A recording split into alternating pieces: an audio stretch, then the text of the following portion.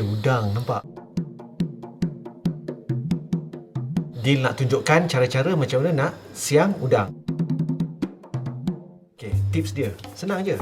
Pakai garpu. Jari, tu je. Sini.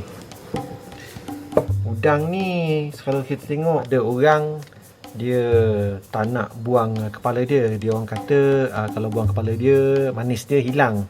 Tapi sebenarnya siapa sangatlah yang makan kepala kan. So kepala ni pun ada, tengok tanduk tajam dia.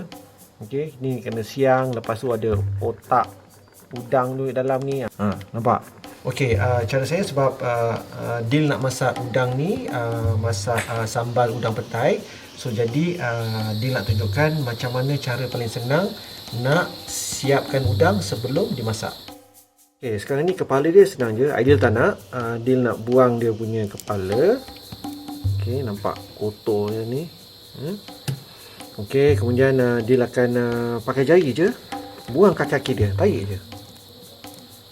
Lepas tu belakang ni, ekor dia ni yang tak nak ni, kita patahkan, buang.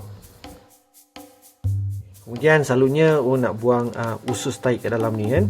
Kadang-kadang orang potong kat sini, tapi Aidil cara senang pakai garpu. Okey, kira nampak. Dorman 1 dengan Dorman 2. Okey. So kita pergi dekat Dorman 2 ni, cucuk je di belakang dia. Dan kita tarik. Jangan risau, dia tak akan pecah. Nampak? Ni yang kita nak buang ni. Ni yang kita nak. Ya. Ni tahi dia, tahi udang ni, ya. Udang ni masak cepat sebenarnya.